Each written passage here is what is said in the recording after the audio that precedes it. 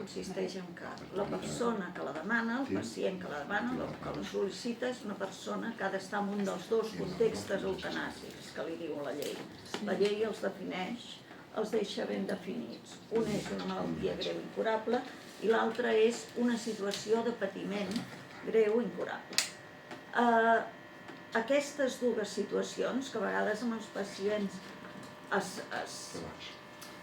dupliquen, no? Perquè hi ha pacients que pot ser un context o altre, són les que defineixen si una persona pot o no rebre l'eutanàsia. Això per una banda. Llavors, la persona ho sol·licita. Aquest metge el que li sol·licita és un metge, el que se'n dirà metge responsable. La primera sol·licitud es fa en el metge responsable. Aquest metge responsable analitza la situació i diu si aquesta persona està o no en un dels dos contextes eutanàsics i fa un informe. Avisa. L'informe, fixeu-vos que pot ser positiu o negatiu, però diguem que és positiu, aquest metge avisa amb un metge que se'n diu metge consultor. Aquest metge tornarà a visitar el pacient i assegurarà que és viable o no viable aquesta eutanàsia. Fa un altre informe i aquest segon informe s'envia a la Comissió de Garantia i Avaluació. La Comissió de Garantia i Avaluació, que em sembla que és el que algú preguntava abans, és una comissió que d'alguna manera rep aquestes demandes, aquestes sol·licituds, revisa en base a una doble, que és una persona lligada a lleis i una persona lligada a salut, revisa aquestes sol·licituds i els hi dona el vistiplau o no, segons si estan seguint el que es demanen a la llei o no. Ho passa, finalment arriba a la Comissió de Garantia i Avaluació, si ha estat tot correcte en el sentit que tothom diu que sí, doncs això passa a la comissió, s'aprova i llavors es retornen al metge responsable que junt amb el pacient decideixen la data, on es fa, etc. Això, en teoria, en 30 dies, 33, n'hi hauria prou. No és el que està passant ara. 33 dies? Sí. De tot el procés? Tot el procés. Des que ho demana fins que s'acaba? Podria durar. Hauria de durar. Hauria de durar 30-35 dies, si una cosa s'endarrereix, si és diumenge, si no sé què. O sigui, com a molt nosaltres considerem, des de l'associació, considerem que si dura 40 dies seria una durada correcta. Però aquest termini l'estableix la llei, el de 30-35, o és el que No, hi ha uns mínims. Sí que hi ha uns mínims per alguna d'aquests plaços que us he dit. Hi ha coses, per exemple, la deliberació, o sigui, la primera sol·licitud que fa el pacient, hi ha d'haver-hi després 15 dies fins a fer la segona sol·licitud, que és la que tu et refermes que estàs demanant l'eutanàsia. Abans, des de la primera sol·licitud fins a la segona, el que hi ha és un període de reflexió, que li diuen. Aquest període de reflexió és el que el metge informa de totes les possibilitats que tindria el pacient per agafar-se i no demanar l'eutanàsia perquè, jo què sé, de cop vol fer un altre tractament, etc. O sigui, sí que hi ha plaços que estan posats com a fixes i d'altres són més oberts. O sigui, això és el procés i això és la comissió de garantia i el paper que té, que és molt important. I aquests 30-35 dies? Sí. D'on surten? És a dir, és la suma d'aquests períodes que sí que estan marcats o és el que vosaltres estimeu que seria convenient? No, és la suma d'aquests dies, buscant els mínims. Per exemple, si tu com a metge responsable, que és el primer metge, quan et fan la sol·licitud comences a buscar el metge consultor, tu et fa la sol·licitud, jo faig la sol·licitud al meu metge, el metge veu que estaré dins dels paràmetres, ja comença a buscar el metge consultor. Doncs aquí ja segurament s'escurça el període perquè no estarem més dies buscant un metge consultor dels que cal. Per exemple. Però sí que hi ha uns plaços, i són, després podem fer una fotocòpia d'aquest full mateix i us l'emporteu perquè veieu els plaços. Val? O sigui, en 2 dies s'establirà el procés de deliberació, passaran 15 dies de reflexió, passades 24 hores d'aquests 15 dies la persona signa el consentiment, després el tercer pas, el responsable avisa al metge consultor 10 dies, com a molt. El quart pas, quan arriba a la comissió, són màxim 3 dies. Després es marca un plaç de 2 dies. La dupla de la comissió fa un informe amb un màxim de 7 dies. Però, què passa? Que això, després, a la realitat, no és exactament així. Val? Per què? Perquè pot ser que el metge responsable no trobi un metge consultor, per exemple, i això què fa? Doncs que s'endarrereixi a tots els plaços que venen després. No? Això tenia en compte que tot sigués aprovat. Per tant, pel que dius, pels terminis que ara has dit, aquests 33 dies és des de la segona sol·licitud, Han passat aquests 15 dies, la persona es referma... No, perquè, fixa't, Sí. Sí, perquè he anat comptant mentalment el que deies i ha de ser més tard, perquè si no quadren, serien més de 40 dies. Sí, serien 45. Però si hi ha la possibilitat que aquesta persona, per exemple, entri en una situació de final de vida molt ràpid o entri en una demència, caigui en una demència, es poden escurçar aquests 15 dies. Per tant, serien des d'aquests 30, que us he dit, 33, fins a aquests 45 que tu has calculat perfectament. Vale? O sigui, per això us deia, un plaç d'uns 40 dies és una llei molt garantista, sabem que té uns plaços molt regulats, doncs seria el que toca. Penseu que a nivell d'estat la mitjana són 75 dies. Val? I això és gravíssim, perquè 75 dies és molt. Nosaltres, aquí a Catalunya, hem començat una mica raro, tot això. Sí. Perquè, que sí? Venen tu les idees? Sí. Comencem, Sí, perquè hem si no... despistat molt. Sí, no, perquè era aquest començament de què és la comissió de garantia, que és important entendre-ho, perquè és qui fa l'informe. Aquest any no tenim informe. Nosaltres cada any rebem un informe, vosaltres com a periodistes, la societat en general, la Comissió de Garantia i Avaluació fa un informe on desglossa totes les xifres, totes les dades que té i informa de com està el procés del desplegament de l'eutanàsia en el nostre país, a Catalunya, perquè les comissions són autonòmiques, o sigui que aquí a Catalunya es fa un informe, al País Basc se'n va un altre, a Andalusia se'n fa un altre, que la veritat és que no es fan a molts llocs, però bueno, nosaltres sempre l'hem tingut. En aquest informe, que és un informe així de gruixut, fixeu-vos, aquest és el de l'any passat, i tot això és el que nosaltres treballem sobre l'informe. Tots aquests subratllats, les etiquetes que hi posem. Ens fem preguntes, analitzem les dades i després us informem. Aquest any no tenim informe. No s'ha publicat l'informe.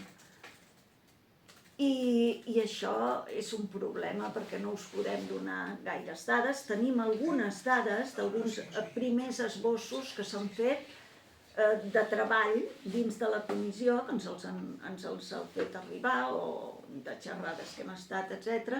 Però no tenim aquest informe que s'hauria de publicar. La primera cosa que nosaltres ens plantegem és per què no hi ha aquest informe. Una possibilitat és perquè des del Ministeri s'estigui esperant que hi hagi més dades de totes les comunitats per poder fer una presentació conjunta. Això a nosaltres ens sembla que seria un fallo terrible perquè hi ha comissions que no han fet mai un informe i estan en una situació d'il·legalitat, doncs la nostra. Llavors jo crec que la Comissió de Catalunya hauria de publicar l'informe ja.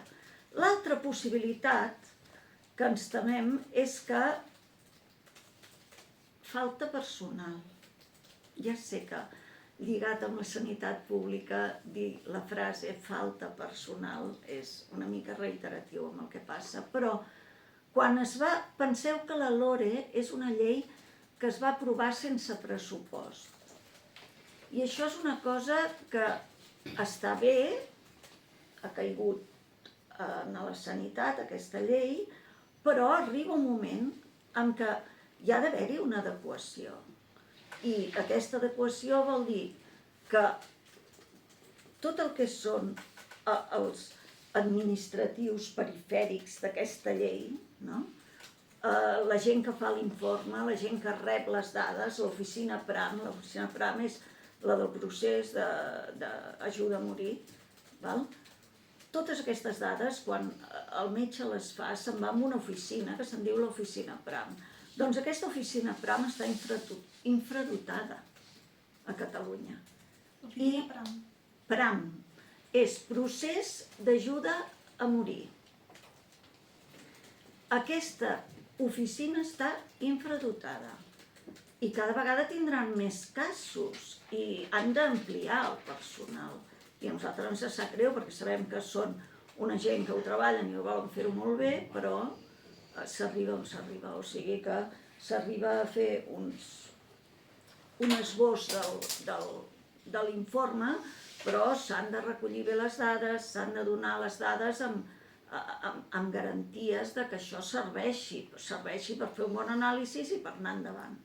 I quin perfil de professionals, quanta gent faltaria? No sé si la teniu quantificat o quin No, perfil? no ho tenim quantificat, sabem que n'hi ha pocs i que en falten, però no ho tenim quantificat, això és el departament que ho ha de fer. Vale. Amb tot el que és la llei d'eutanàsia, la llei de regulació de l'eutanàsia, s'ha confiat moltíssim en la voluntarietat i hi ha hagut una resposta, tant per part dels professionals com per part dels administratius. Hi ha hagut una molt bona resposta a Catalunya. Però han passat 3 anys i considerem que aquesta voluntarietat s'hauria d'anar empenyent una mica amb altres qüestions, no? Perquè, per exemple, la formació ha estat voluntària. Les referents PRAM, que són una de les coses més importants que hi ha hagut en el desplegament de la llei d'eutanàsia en el nostre país, que no hi és en les altres comunitats.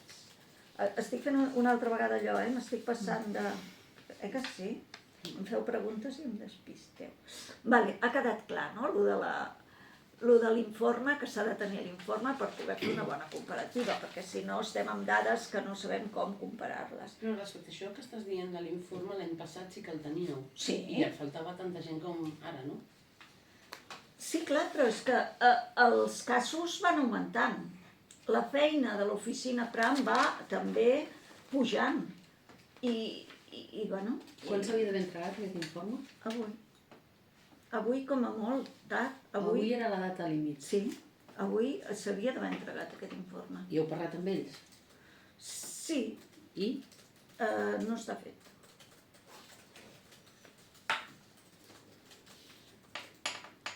Tampoc no hi ha grans explicacions per què no està fet.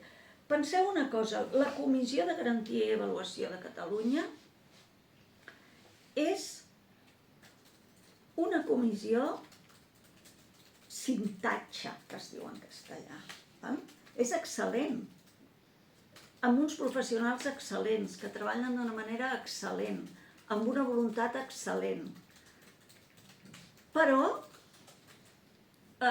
necessiten una mica de suport a nivell administratiu, vull dir, necessiten uns administratius que recollin dades, que les posin en alguna comparativa, que facin un Excel que ens puguin presentar, etc. O sigui, no tenim cap queixa de la Comissió de Garantia i Avaluació.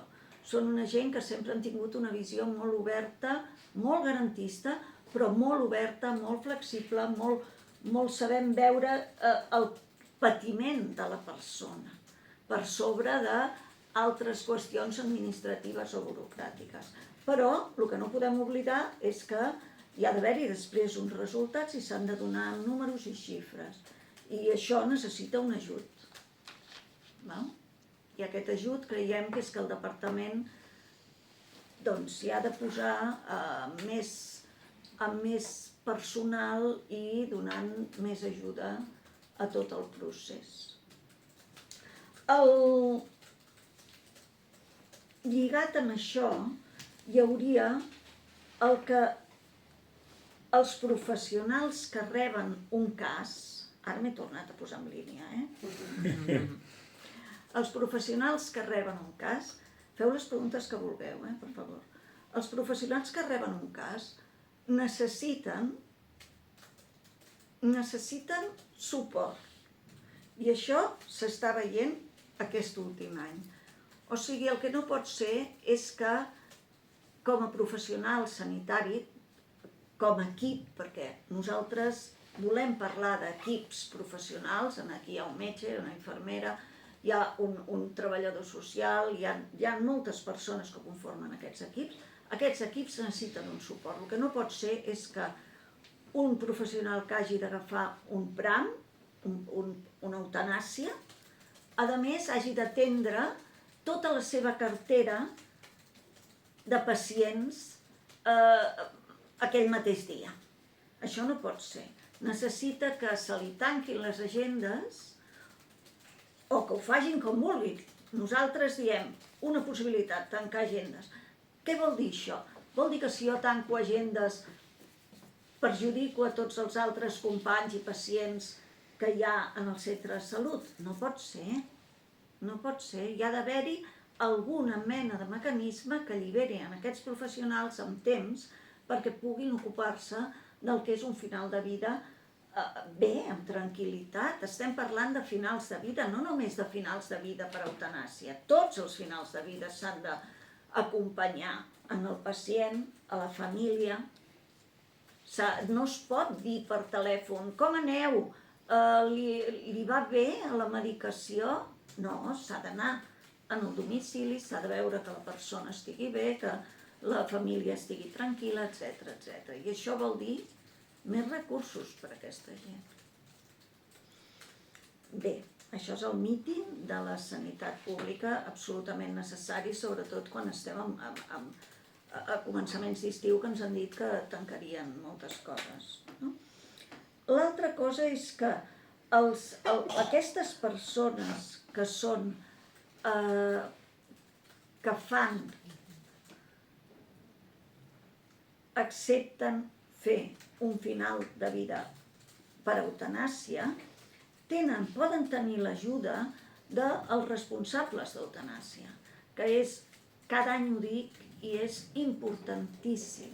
Les persones que són responsables d'eutanàsia entre els mateixos professionals són una figura magnífica que ha ajudat moltíssim al desplegament de l'eutanàsia en el nostre país. Moltíssim, perquè ajuden els professionals tant anímicament, administrativament, els ajuden fins i tot tècnicament, no? Com funcionarà la medicació que li donarem al pacient? Doncs tens una infermera que t'ho explica, que és aquesta responsable per PRAM, no? Quant temps durarà el procés una vegada posem la medicació? Aquesta persona t'ho explica. Quin paper haig de fer ara, el següent, per entrar administrativament? Aquesta persona t'ajuda. Però aquestes persones s'han de reforçar. S'han de reforçar a tot el territori, sobretot al territori on hi ha un nivell de desigualtat important. En les xifres que tenim, Lleida 0. No s'ha fet cap eutanàsia.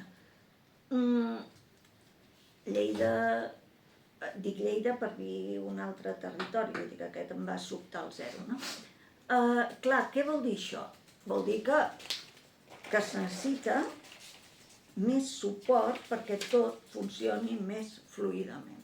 A Lleida no es va fer cap eutanàsia i quantes se'n van sol·licitar? No ho sé. Perquè també podria ser que no se n'havia sol·licitat cap. Sí, clar. És que no tinc les dades per... Això són preguntes que quan es faci la roda de premsa amb el departament, apunta't aquesta. Quantes són les sol·licituds que hi ha hagut a Lleida I quantes són les eutanàsies fetes? Perquè jo en aquest moment, com que no tinc l'informe, no t'ho puc contestar. Et puc dir que no se n'ha fet cap perquè és el que tinc, però no sé quantes se n'han demanat.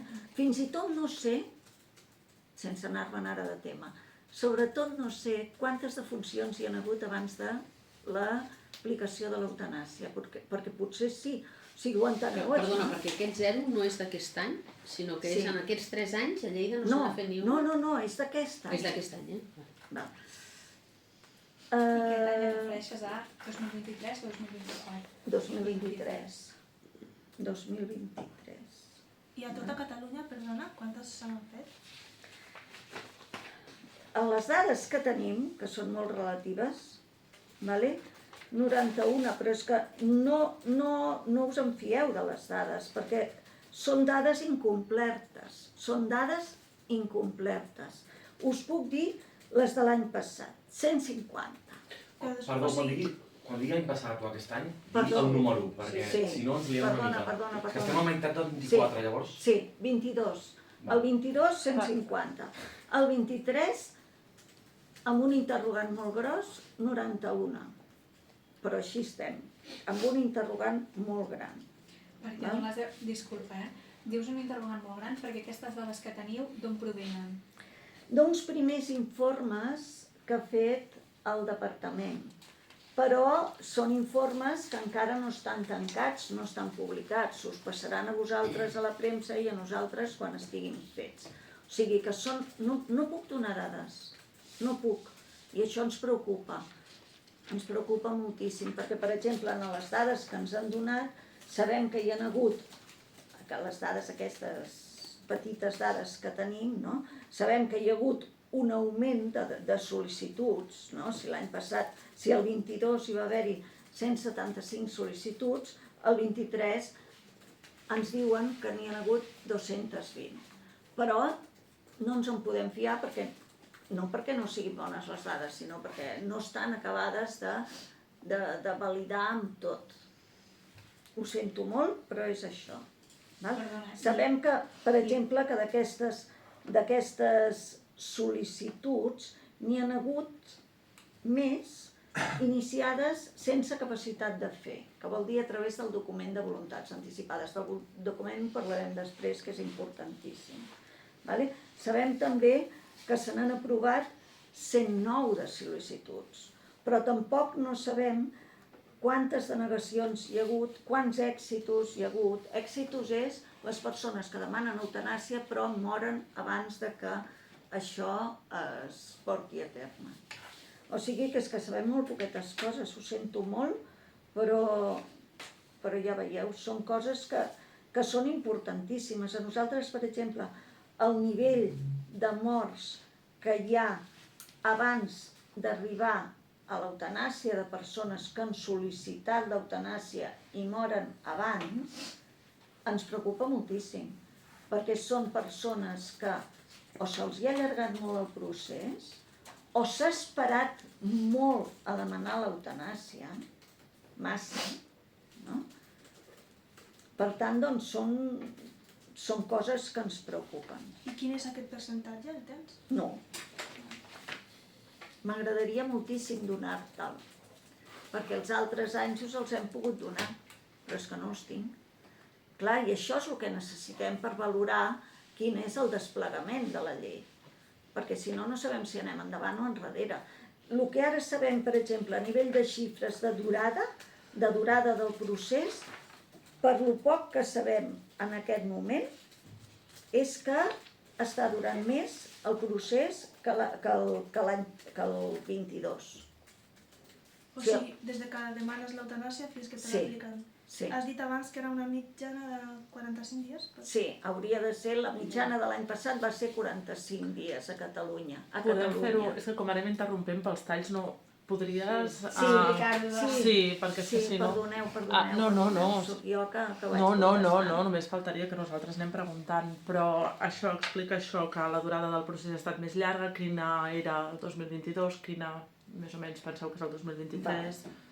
Sí, és que el de la durada és una putada perquè no ho sabem. És que no saber-ho... Diu que és més llarg. Sí. la durada eren... A nivell d'estat, la situació és molt complicada i la durada és mitjana de 75 dies. El 2022 a Catalunya era la mitjana de 45 dies. I en aquest moment estem, almenys les dades que tenim, ens diuen que la durada mitjana és de 53 dies. Això a nosaltres ens preocupa moltíssim. No sabem exactament què és ni què està passant. No? Pot ser que quan ens donin les dades hi hagi unes dades que siguin unes altres. Per això, tota l'estona jo estic parlant i us estic dient, les dades són les que hem pogut recollir, però de manera relativa, o sigui que no tenim les dades oficials. Però són dades oficials el que són provisionals, no? Entenc? Sí, exacte. Vull dir que us les trasllada el Departament de Salut o la comissió, però de forma provisional. Sí, de forma provisional perquè encara no estan tancades i per això no estan publicades si no les teniu vosaltres. Coses que sabem que la durada ha estat més llarga, aquest any 23, i això ens preocupa. No sabem quantes morts per avançades hi ha hagut, i això també ens preocupa. Per tant, doncs, hi ha unes quantes coses que ens agradaria que saber-les ja i que el departament publiqui ja aquestes dades. Nosaltres, a veure, una cosa que creiem que és important és que es pugui agilitzar, ara torno al meu guió, vale?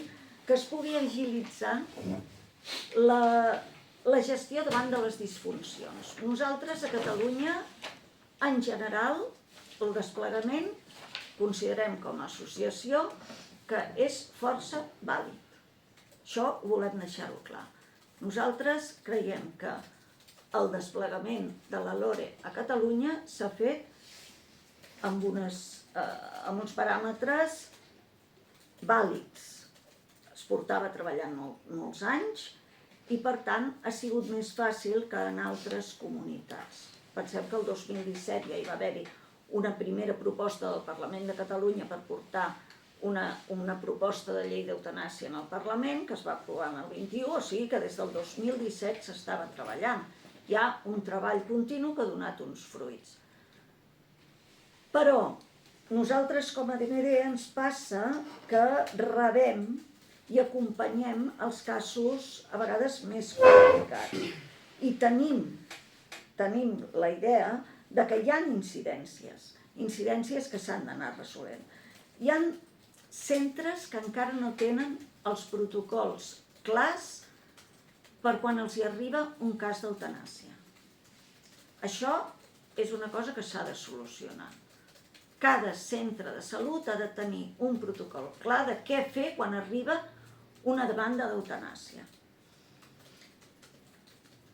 Els professionals dels centres privats han d'implicar-se en el tema de l'eutanàsia. No pot ser que derivin a la pública tan tranquil·lament. No pot ser que en un moment donat hi hagi un metge que no cursi la sol·licitud del pacient. Això és importantíssim. Penseu que un de vosaltres va fer una sol·licitud i el metge no li cursa aquesta sol·licitud. Al no cursar-se, no sap el pacient si està ja dins dels plaços o no. No té constància d'on està i el fa patir moltíssim. O sigui, això s'ha de detectar des dels centres de salut i remediar-ho rapidíssimament. I això també és qüestió dels gestors dels centres de salut, o sigui, aquests, els intermedis, no?, que diem. Evidentment, el que us deia del metge consultor, que el metge consultor ha de buscar-se molt més ràpidament del que s'està buscant, perquè no s'allargui innecessàriament el procés.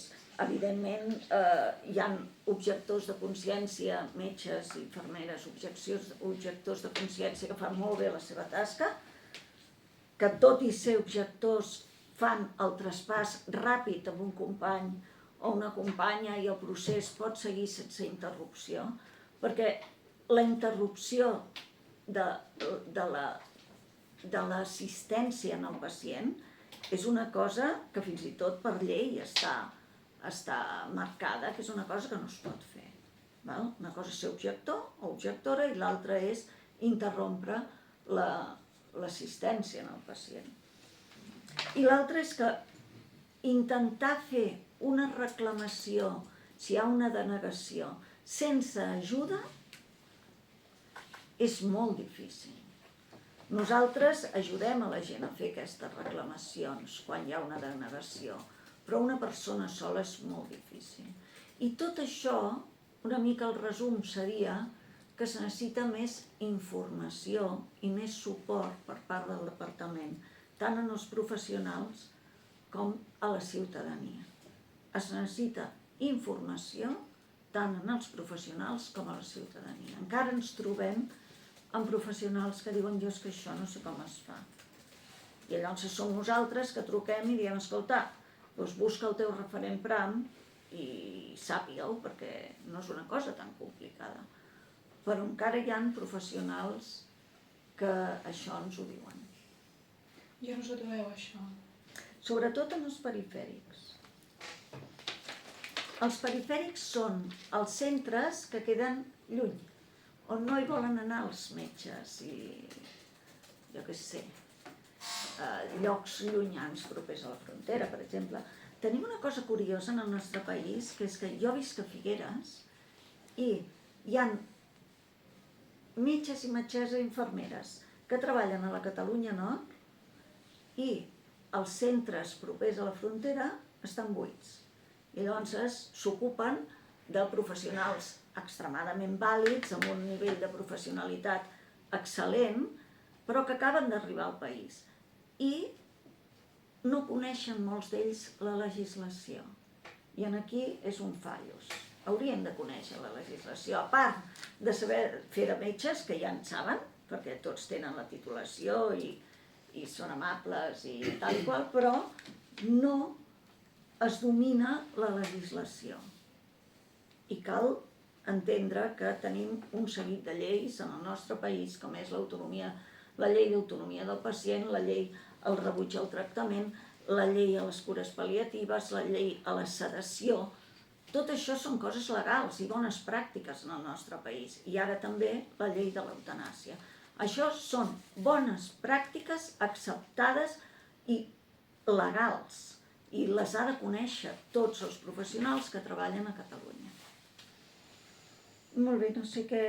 Aviam, conclusions. Perdó, jo volia preguntar justament d'això. Això sí que ho deveu saber, quanta gent us ve a demanar ajuda o a demanar informació, tant professionals com ciutadans? Tinc una memòria. Ferran, s'ha fugat el Ferran, Ferran. Ferran, porta'm una memòria.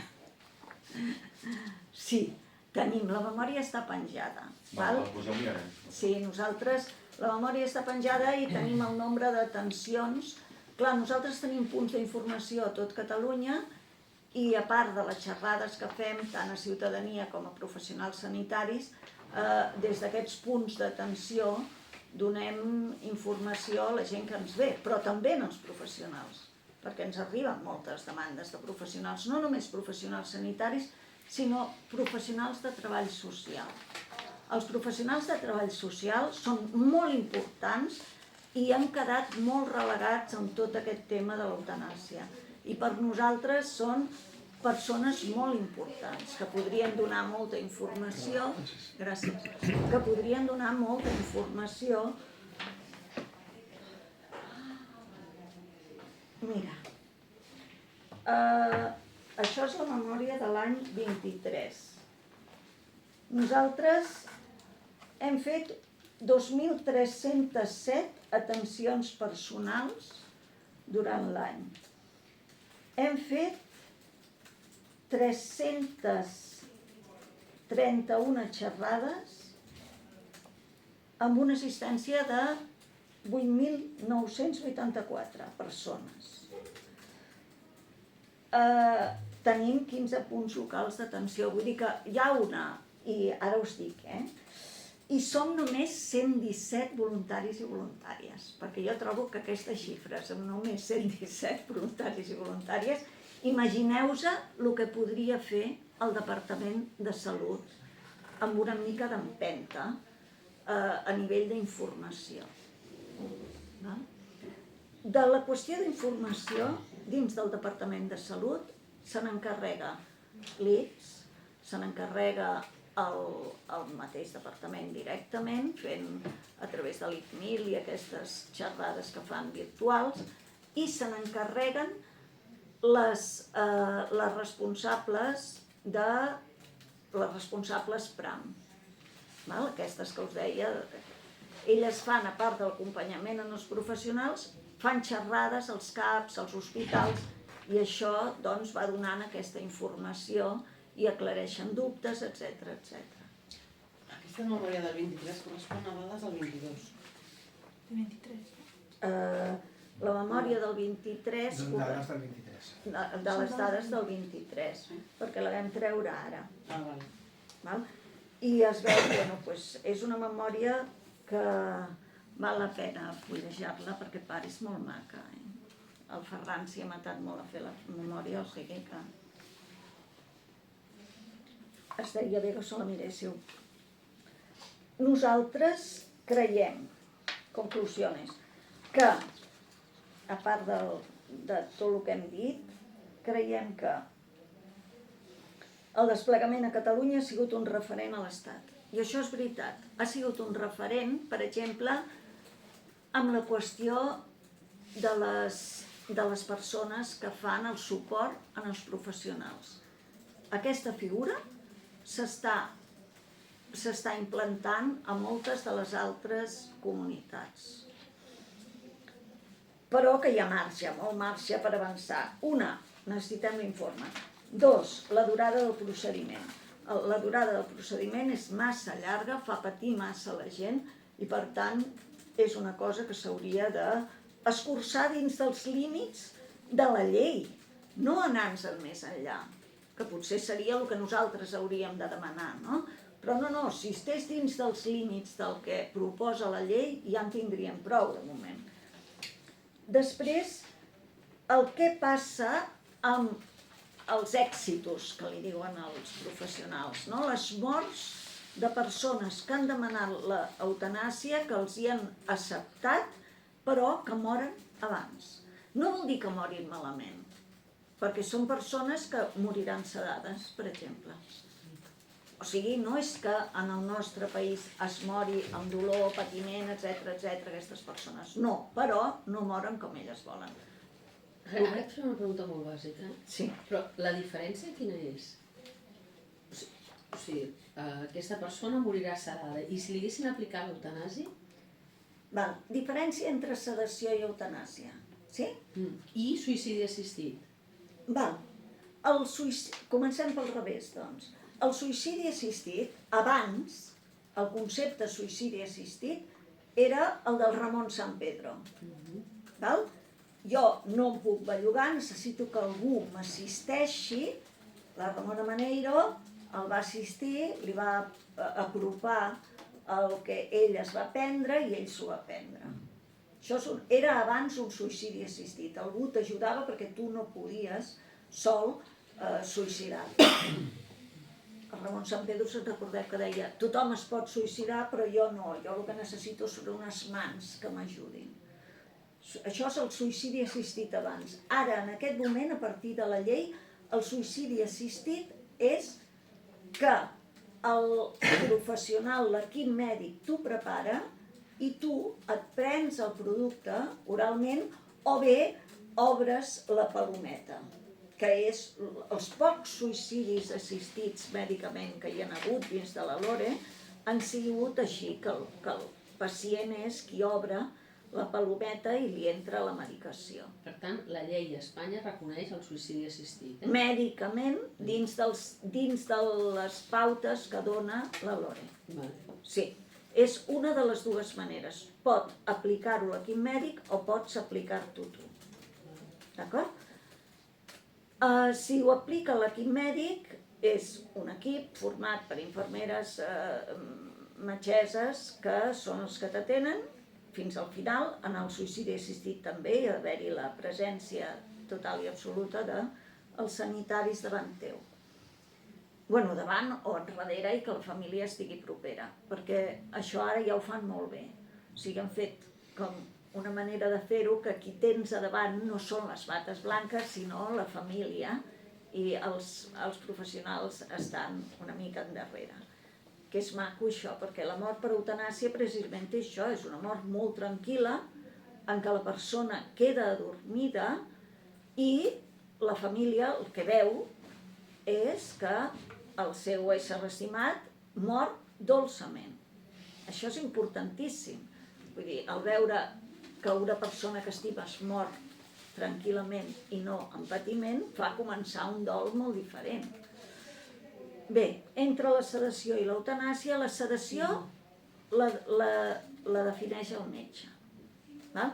El professional mèdic diuen a la família, no podem apaivagar el dolor o el patiment d'aquesta persona i per tant us proposem que hi hagi una sedació.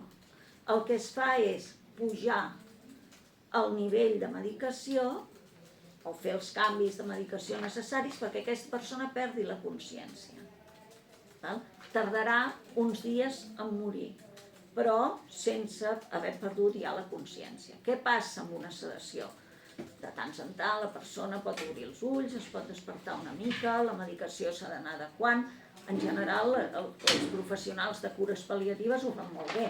O sigui que és una mort sense patiment, però és diferent de l'eutanàsia. Perquè l'eutanàsia s'aplica a alguna cosa que provoca la mort. Clar. Vale. I la diferència entre l'eutanàsia i el suïcidi assistit és jo m'obro la cosa o me l'obren els metges.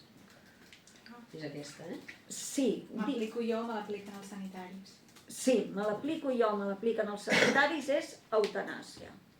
Eutanàsia o suïcidi assistit. Sí. La sedació està clara. és el professional mèdic el que decideix aquesta persona, no hi ha manera d'apaivagar el dolor o l'ansietat, i per tant, doncs, l'únic que fem és pujar la medicació perquè aquesta persona perdi la consciència i no pateixi. Però ho decideix el metge, no el pacient. Ho decideix el metge. Continua sent una eutanàsia encara que la decideix el metge. No. Perquè la paraula no es pot dir, però acaba No, perquè no mor per la medicació, mor per la pròpia malaltia. Clar. La diferència és que mor per pròpia de la malaltia. A l'eutanàsia i al suïcidi s'injecta alguna cosa que provoca la mort. Exacte. I a la sedació s'augmenta la medicació perquè deixi de viure. La sedació moltes vegades porta a avançar el moment de la mort. Però l'aplicació de la sedació és per apaivagar el dolor, el que no es pot apaivagar d'una altra manera. I l'eutanàsia és més ràpida que la sedació? O sigui, a l'hora de... Home. Perquè la sedació pot durar dies, com deia vostè, i l'eutanàsia pot durar minuts o hores. Sí, 5. 5 què? 5 minuts. En 5 minuts. Sí. O sigui, la persona es queda dormida i al cap de 5 minuts és una persona que mor i al cap de 15 ja està difunta del tot, per dir-ho així. Amb la sedació, doncs, segons la persona, segons el metge, segons com, per sort, en el nostre país, la sedació és bastant lògica. O sigui, però encara tenim moments en què el metge et pot dir-li a la família, perquè nosaltres tenim constància, és que si li pujo molt la medicació, morirà. No? Amb la qual cosa la família se'l mira i diu, bueno, és que potser és el que li toca, no? Pobra persona, o sigui, una cosa és allargar la vida i l'altra és allargar l'agonia. I, a part, la mort és molt diferent, perquè una mort amb sedació és una mort sense consciència. Van pujant la medicació, el meu pare va morir per sedació en el Bernat Jaume per un càncer de pàncreas, que és molt dolorós, ja ho sabeu, i ell va tardar forces dies en morir. Anava obrint els ulls, els tancava, deia nena, i va durar bastants dies, però ell estava mig grogui, no? La persona que mor per eutanàsia és una persona que s'acomiada dels seus, diu, ara, som-hi, estem segurs tots? Sí? Doncs endavant. I al cap de 5 minuts ens hem acomiadat i jo ja estic mort. Sí, per això deia que ho decideix la persona, Sí. l'eutanàsia, i l'altra, la sedació la decideix el metge. Sí, i si tu li dius, no podem anar més de pressa, perquè tu dius que no pateix, però jo veig que aquí tampoc no estem avançant res, no? Perquè és allargar una agonia. Ara, per sort, això es va regulant. Jo crec que d'alguna manera la llei d'eutanàsia ha ajudat a que tot això es vagi situant. Però, vulguis que no, hi ha metges que ho allargaven. Dius, bueno, és que no avançarem res, anem on anem. Doncs, fem-ho. De tota manera, fixeu-vos, el meu pare l'últim que va dir és: nena, que guapa que ets. O sigui No va perdre la consciència. no, del tot no. Després va entrar ja amb inconsciència i va estar ben bé 3 dies així abans de morir. Però, per tant, la durada del procediment, els morts durant la tramitació de la sol·licitud, que hem dit que pot ser per 2 coses. Una, perquè ens estem allargant massa el moment de demanar l'eutanàsia. Potser hi ha pacients que no haurien de demanar l'eutanàsia o que l'eutanàsia se'ls hauria d'avançar donat a la seva situació.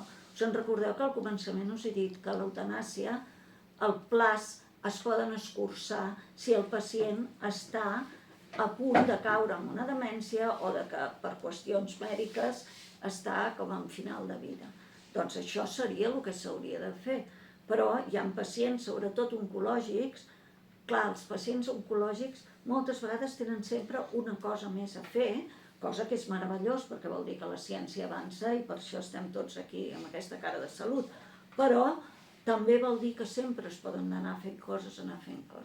I moltes vegades hi ha gent que no té gaire consciència del seu final, fins que ja està, que es mor el dia següent.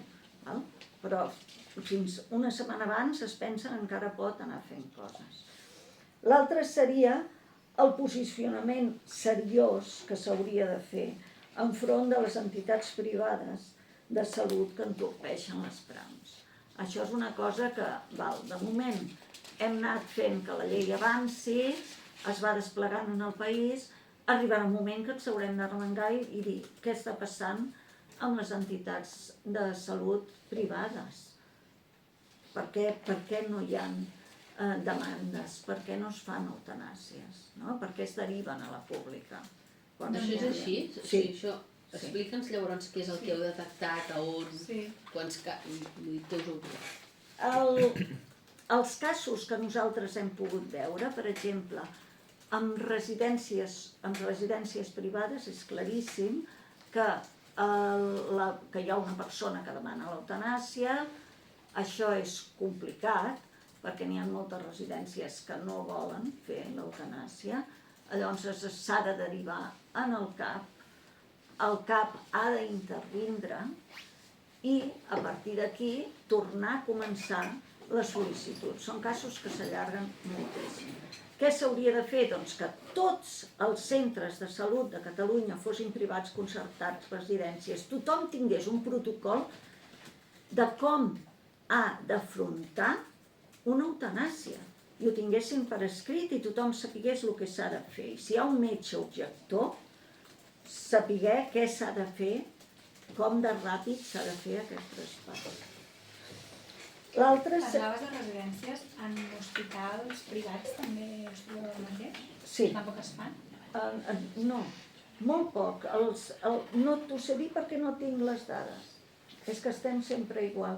Però el que nosaltres detectem és que es passen a la pública. Bueno, això passa en moltes coses, Llavors, l'altra cosa que faltaria en tot aquest procés és que s'avancés... Una cosa que faltaria, que no sabem, i és important, són els ciutadans i ciutadanes que no aconsegueixen iniciar el tràmit de la seva petició perquè aquests no apareixen a les estadístiques. Ho enteneu què vull dir? Si tu no t'acceptes la petició, com a professional no la poses en el teu programa informàtic, aquestes persones no consten en cap estadística. Però això és quan fan la petició i els hi deneguen, no, és demano això, no fas ni objecte de consciència ni res, simplement dius, doncs no. No? O sigui, és aquest cas. Sí, ja El ho primer faré. metge diu que no. Exacte. Diu que no o senzillament no ho tramita, no diu ni que no ni que sí, ho posa en un calaix. Bueno, perquè s'entén que és que no es donen les circumstàncies, no? Sí, no, perquè llavors s'hauria de fer un informe de Perquè no fa la valoració primària. Poses aigua? Clar, el primer ho ha de tramitar, diguem-ne, sí o sí, Exacte. el primer ho tramita. El primer Per tant, ha és de- una negligència si tu no tens una petició. Exacte, és una Clar, però negligència total. si t'ho demana algú que té una grip, Moltes gràcies. perdó, Sí, també s'inicia el procediment. Es diu, no entra en cap context eutanàstic. si és O una... t'ho demana algú per un tema de salut mental. La salut mental és un tema que no s'ha de frivolitzar gens ni mica. No ho dic per la teva pregunta, ho dic en general. No ho dic perquè em Una sembla que no cosa entra és- dins dels contextos Sí que eutanàstics entra. que preveu la llei. Sí, que entra? entra. Vale. La salut mental entra dins dels contextos eutanàsics. Si és que entra dins d'una de les suposicions, o una malaltia o una situació de patiment. Entra, claríssimament. El que passa és que és més complicat de fer el treball amb el pacient per poder fer l'aprovació. I us consta que s'hagi provat algun cas per salut Sí, mental? clar que sí. Sí. Un dels primers casos que es van aprovar, mira, el Toni Cots, dic el nom perquè la família ens va donar permís, és aquí a Catalunya, a Girona, va ser un cas de malaltia mental. El Ministeri de Salut ha fet un informe, que jo tinc per aquí, per cert, si els volguéssiu, ¿vale? Recomendaciones en el contexto de la solicitud del maig del 24 de ayuda a morir en persones con enfermedad mental. ¿Vale? Les persones amb malaltia mental no tenen per què estar discriminades dins de la LORE. Tenen tot el dret a demanar i després se'ls acceptarà o se'ls denegarà, però tenen tot el dret. No hi ha casos de persones que demanin per una grip l'eutanàsia. No n'hi ha. Jo almenys no en conec cap. Les persones que demanen l'eutanàsia són persones amb un gran patiment. N'hi ha persones que se'ls denega perquè aquí a Catalunya perquè es mira i pot haver-hi un tractament alternatiu, pot haver-hi una qüestió que no és incurable, i llavors a la persona se la pot ajudar, no se l'abandona, sinó que se l'ajuda perquè aquesta persona pugui entrar en el tractament que li pertoca per poder reeixir. Però això és una cosa i l'altra és les persones amb malalties mentals. Hi ha malalties mentals que provoquen un patiment importantíssim i que com a tal han de ser ateses. I ho són. Sempre és més complexa, però són persones que tenen una malaltia. Quan dic això perquè no és una situació de patiment momentani. Perdoneu. Hi ha situacions a la vida que ens porten a tristors, angoixes, a dolors molt profuns. Un dol, una separació, una mort d'una persona molt estimada i propera, això ens pot portar a situacions de dolor, però són situacions que no es poden, que moltes vegades no arriben, per sort, a ser malalties mentals. Són patiments puntuals que es tenen al llarg de la vida. Però hi ha malalties mentals, hi ha depressions cròniques de 25 anys que la persona és incapaç de sortir de casa seva ni de fer absolutament res i per tant té una situació de dependència total, aquesta persona té un patiment, no és un disgust, té una malaltia mental. Per tal de poder fer-nos una idea, no sé si, tot i que ara tingueu la dificultat que no teniu l'informe i que no teniu dades definitives, però també si mirem les de l'any passat, quantes de les persones que demanen o que se'ls aplica l'eutanàsia són del supòsit de malalties incurables o neurodegeneratives i quines són per altres supòsits? El tant per cent més gran són persones amb malalties neurodegeneratives i persones amb malalties oncològiques. Això és el tant per cent més gran. Després hi ha algun cas de persones molt grans en processos de cronicitat, que això és una cosa que cal tenir-ho en compte. A vegades hi ha persones molt grans que no tenen una malaltia definitiva, però sí un munt de situacions que els porten a la dependència, que els porten a un patiment molt gran. I les malalties mentals dins de tot aquest sac és un nombre molt petit, molt. No te'l puc dir perquè no el tinc. Val. No saps, respecte d'anys anteriors, malalties neurodegeneratives incurables, quin tant per cent és? No... Sí, el tinc dels altres anys. Això t'ho puc dir.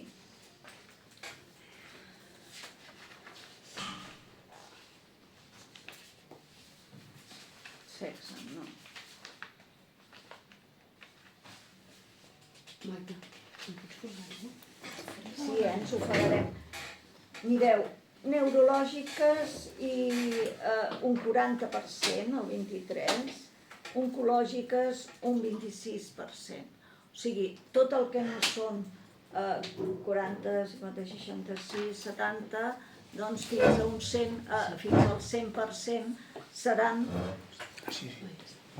Pots repetir, sisplau? Sí, de forma... Sí, asseguda. Són dades que no hi posem la mà al foc, val?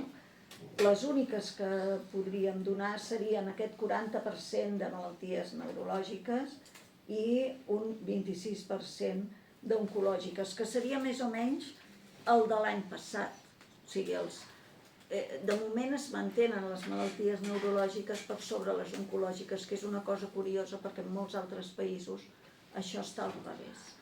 Llavors, a partir d'aquí hi haurien totes aquestes altres situacions que diem de cronicitat, de moltes malalties que poden tenir les persones grans, també malalties mentals, molt poques. Heu notat si dins de l'àmbit de malalties neurodegeneratives, justament fa uns dies era el Dia Mundial de l'ELA, i hi havia molts malalts que deien és que potser m'estan abocant a demanar-me l'eutanàsia abans del que jo preveia perquè no m'ho puc permetre econòmicament mantenir-me com estic o surt una supercàrrega per la meva família i llavors es plantegen, potser m'hagués de demanar d'aquí 4 anys si la ciència no avança prou, però ho demano, no va sortir cap cas concret almenys que jo sabia, però gent que s'ho planteja. Si és un perill això, no? Que davant de falta de suport institucional hi hagi gent que digui només em queda aquesta via. A veure, les persones amb malalties que els porten a una gran dependència, perquè no oblidem que a part de l'ELA hi ha moltes malalties que porten a una gran dependència. Hi ha d'haver-hi per part de la societat tot el suport en aquestes persones. Tots nosaltres paguem impostos perquè casos com aquests no s'hagin de donar. Que les persones tinguin tot el suport que necessiten fins on elles posin la seva línia vermella. I aquí, una mica, la línia vermella és una qüestió molt personal. Nosaltres tenim algun soci que pràcticament ja la seva situació és de 100% de dependència, que pràcticament només ja amb els ulls funciona. I en canvi tenim sòcies, ara en tenim una molt propera, perquè l'altre dia va estar aquí, que la seva línia vermella és la traqueotomia i no poder parlar. No? Són dos tipus de malalts d'ELA. El com la persona accepta o vol anar més enllà o no és una qüestió extremadament personal.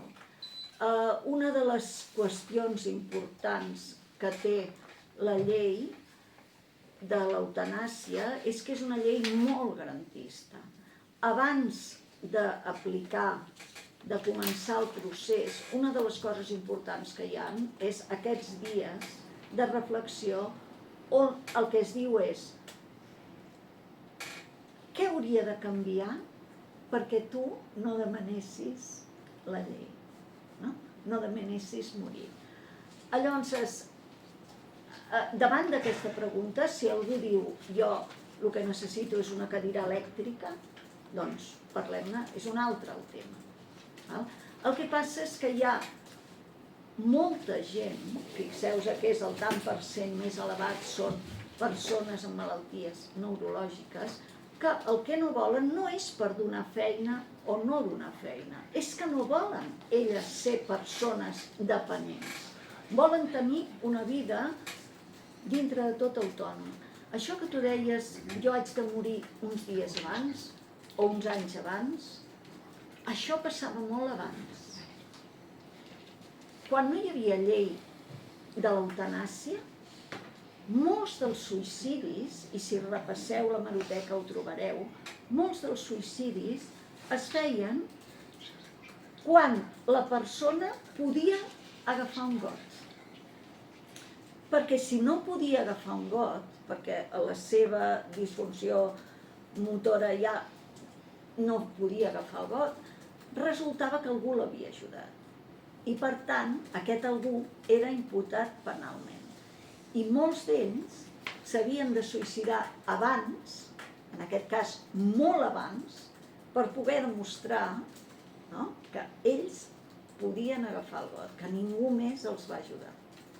O sigui que el suïcidi avançat, d'alguna manera, hi era molt més abans. Pot haver-hi algun cas de suïcidi avançat, això no t'ho sé dir, però en general nosaltres el que tenim és gent que té molt clar fins a on vol arribar, fins a on creu que segons els seus valors és fins a on vol anar. Hi ha gent que posa per sobre de tot veure créixer els seus fills. Hi ha gent que posa per sobre el poder parlar. La Carme Elias, una de les coses que diu en el seu testament, en el seu document de voluntats anticipades, és això. Quan les meves paraules ja no tinguin significat, jo no vull seguir vivint. Clar, segons la persona i segons els propis valors. O sigui, no us heu trobat casos, de gent que digui jo la meva línia estava aquí, però veient que estic fent patir la meva família perquè no em pot ajudar o perquè no tenim diners i s'està endeutant, avanço la línia vermella. Això no us heu trobat. Són persones que potser existeixen però nosaltres no ens venen, perquè nosaltres més aviat el que fem és ajudar una persona que ho demana i pel que sigui no és atès. Això nosaltres ens hi hem trobat, però ja et dic, tenim socis que funcionen amb les pestanyes i socis que diuen jo d'aquí no vull passar. Vull dir, la Carina l'altre dia quan va estar aquí va dir que fa 2 dies que no camino. Però bueno, el meu home m'atén molt bé, però no vull passar del no poder parlar. Llavors, això en el document de voluntats anticipades són coses que es poden dir. Jo volia fer un petit comentari abans que us n'anéssiu sobre el document de voluntats anticipades. Aquí sí que tenim xifres. Els documents de voluntats anticipades han augmentat, ho teniu vosaltres en els vostres papers, perdó, hi ha hagut un augment bestial d'un 70% de persones que han començat a fer el document de voluntats anticipades sense existir una campanya seriosa per part del departament que l'estem esperant. Com que havia caigut el govern no podíem fer la campanya. Ara esperem que quan es faci govern puguin fer la campanya. Hi ha hagut un augment important de documents de voluntats anticipades, hi ha hagut un augment de substitucions de documents de voluntats anticipades.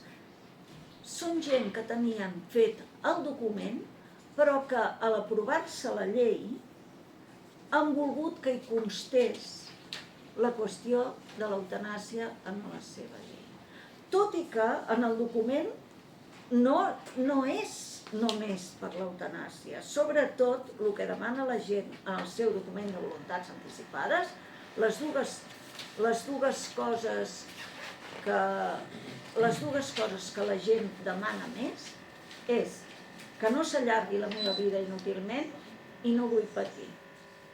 Aquestes són les dues coses que la gent demana en el seu document de voluntats anticipades. No vull patir innecessàriament en el meu final de vida i no vull que s'allargui la meva vida artificialment, però són moltes les coses que pots demanar en un document de voluntats anticipades. Ara s'ha fet una modificació, es pot formalitzar davant del propi professional de la salut, sense cap més signatura, només amb una signatura.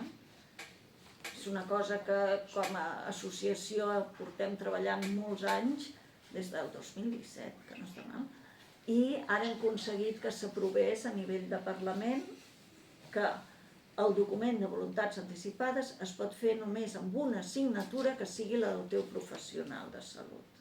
O sigui, que el teu metge o metgessa o infermer o infermera signin que tu ets competent quan estàs fent aquest document i que ets competent, que tens més de 18 anys i que el fas lliurement. O sigui que a mi em sembla que això és una cosa que si fem aquí a Catalunya una bona campanya de promoció, això és una cosa que pot fer un salt.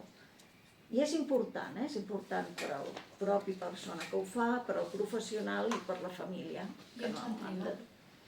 En el centre de salut. I has dit que has augmentat molt, no he sentit si has dit quan? Ho teniu, em Has dit sembla. un 70%, però de quan a quan? Sí. Del 21 al 23. Del 21 al 23. Sí. El 22. No? Del 22 al 23, Del 22 al 23.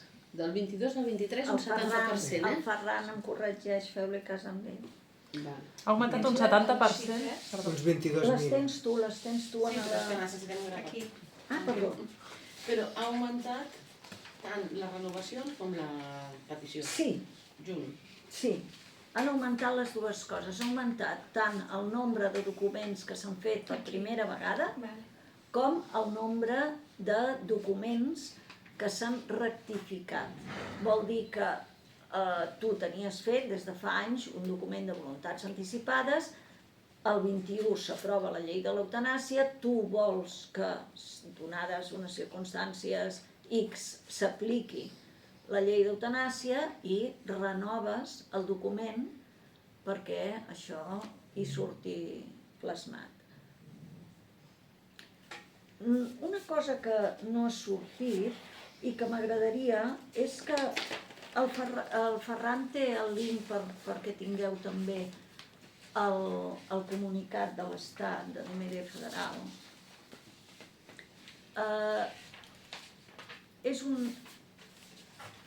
És diferent. A nivell d'estat hi ha molta problemàtica a molts nivells i per tant doncs nosaltres des de Catalunya on tenim una situació en què la llei es va desplegant de manera bastant vàlida, doncs reclamem que això pugui passar a tot arreu. Una cosa, aquesta possibilitat de presentar un document de voluntats anticipades i que només hi ha una signatura del metge, des de quan es pot fer aquí a Catalunya? Del 8 d'abril. El 8 d'abril d'aquest any. El 8 d'abril va entrar en vigor i està afegint una possibilitat a les altres possibilitats de formalitzar el document. El document de voluntats anticipades es pot formalitzar a través d'un notari, a través de 3 testimonis i ara amb la signatura d'un professional sanitari de l'àmbit de primària, hospitalari o sociosanitari. I no pot ser això el que hagi fet que augmenti tant la facilitat? És que només és des del 8 d'abril. No. Esperem que ara faci un salt. És més, hi va haver-hi com una aturada, jo diria, de gent que s'estava esperant poder-lo fer així, perquè clar, tot té la seva raó. Nosaltres, quan insistíem que poguessin ser els professionals sanitaris que ho fessin, ho vam fer perquè hi havia gent que no podia pagar el notari o gent que no tenia la xarxa dels 3 testimonis.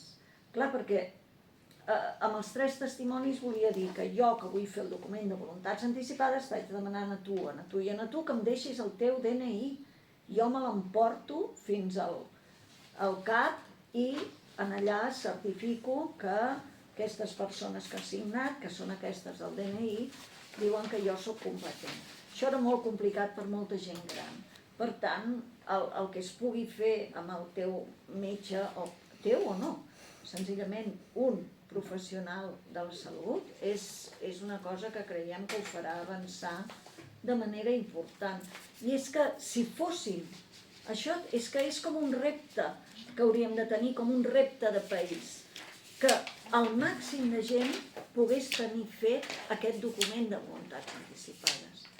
Això seria importantíssim, perquè de veritat que decidir per un altre quan està en final de vida, jo ho vaig haver-ho de fer per la meva mare, i és terrible decidir per un altre. Quan, com, vols que aquesta persona no se li posi un altre tant d'antibiòtics, sinó que se la deixi entrar en pal·liatius. Això és molt difícil i és bo que cada persona pugui decidir i pugui tenir la seva eina d'autonomia, que és el seu document de voluntats anticipades, deslligat fins i tot de lo que és la llei d'eutanàsia, perquè es pot demanar, però també es pot no demanar. Per acabar, a mi m'agradaria, com que al principi ha estat una mica amb interrupcions, si poguessis recollir aquesta idea que us falten dades, és a dir, aquesta, no sé si reclam / denúncia, falten dades, i que ens puguis donar les que teniu fins ara. Les dades que no tinc, vols que et doni? Exacte, no, abans has dit 90, juraria que has dit que tenies 91, 200, i que havien estat 150 l'any anterior. Bueno, recollir això una miqueta, però en primer lloc que puguis explicar que us falten dades i que us ha sorprès que aquest informe encara no s'hagi fet públic. Va. Merci. Des de DND que valorem que en general la llei d'eutanàsia és una llei que s'està aplicant en el nostre país de forma positiva, que valorem que la Comissió de Garantia i Avaluació que tenim en el nostre país és una comissió que sempre ha donat informació, que sempre ha estat oberta, flexible, molt garantista, però una bona comissió, que valorem que tot i que ens trobem en algun professional mèdic que en un moment donat pot no acceptar una sol·licitud, en general els professionals mèdics donen suport i estan al costat d'aquesta llei. Aquest any ens trobem que no us podem donar dades perquè la Comissió de Garantia i Avaluació no ens les ha passat, no a nosaltres, sinó en general no ha publicat l'informe que ha publicat tots aquests anys. Per què? Doncs no ho sabem exactament. Una possibilitat seria que des del Ministeri volguessin donar les dades de manera unificada. I l'altra possibilitat seria que falten mitjans. Per poder donar aquestes dades hi ha d'haver-hi uns professionals que les recullin, que les treballin i que facin un anàlisi per tal que les puguem valorar tots i així anar avançant. Moltes dels dubtes que com a DMD us he dit al llarg d'aquesta estona que hem estat xerrant, també els tenen la Comissió de Garantia i Avaluació. Saben que s'ha d'avançar en el temps del procés, saben que cal donar més suport als professionals que s'encarreguen d'una eutanàsia, saben que cal reforçar les referents PRAM en el nostre país. Per tant, són coses que junts anem treballant de manera molt positiva i aquest any, de moment, no us podem donar dades, esperem que molt aviat les publiquin i que ens puguem tornar a veure si cal per analitzar-ho. Quan vosaltres estigueu, si és que esteu a la roda de premsa que pugui donar el departament, esperem que totes aquestes preguntes que han quedat sense resposta les pugueu fer també i, de pas, informar-nos a tots. Les dades provisionals que ens has donat abans, aquestes les podem utilitzar o no? Aquestes 91... És que són molt... Això ho podem utilitzar o no? Sí, com a dades provisionals aquests... És que no sé ni quines donar. Com a dades provisionals... Abans ens has dit 91, no? Sí. 2023. I Sí. 220 sol·licituds. Sí, com a dades molt provisionals podem donar que s'han sol·licitat unes 220 prestacions. Pensem que el 2021 van ser 71, el 2022 van ser 175 i que el 2023, de moment, estem amb aquestes 220, ja dic que són absolutament provisionals, i que tenim la idea de que més o menys unes 110 s'han pogut d'aquestes sol·licituds aprovar. Però insisteixo que són dades provisionals totalment. L'altra cosa d'aquestes dades provisionals que tenim, que sí que ens preocupa moltíssim, és que si el 2022 la mitjana d'espera per la sol·licitud, per la prestació, era de 45 dies, en aquest moment s'està allargant. S'estan parlant de 50 i pico de dies. Això ens preocupa perquè vol dir que alguna cosa passa, que no sabem exactament què, esperem l'informe de la comissió, que estem seguríssims que faran una bona tasca a l'hora de fer l'anàlisi. Gràcies. En general estem contents, ja ho veieu, però